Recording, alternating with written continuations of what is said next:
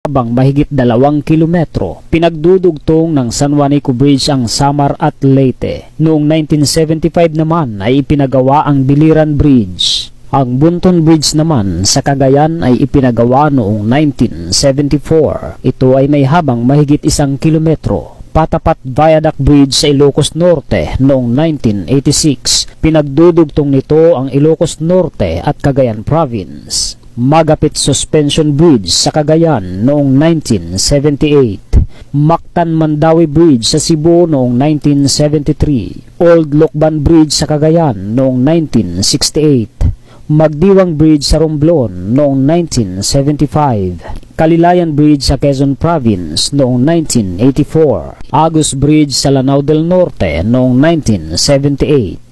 Amnay Bridge sa Blayan Occidental, Mindoro noong 1985. Kawayan Bridge sa Sorsogon City 1977. Don Mariano Marcos Bridge sa Dolores Abra 1974. General Luna Bridge sa Cabanatuan, Nueva Ecija noong 1974. San Jose Bridge sa Rodriguez Rizal noong 1978. Sindangan Bridge, Sindangan Zamboanga del Norte noong 1967. Sipukot Bridge, Sipukot Camarines Norte 1972. Tamuntaka Bridge, Maguindanao 1965. Wawa Bridge, Liluan Southern Leyte 1977. Napag-uusapan na lang din ang transportasyon noong 1972. Sa bisa ng Executive Order No. 387 ay pinalaki at ipinaayos ang Manila International Airport.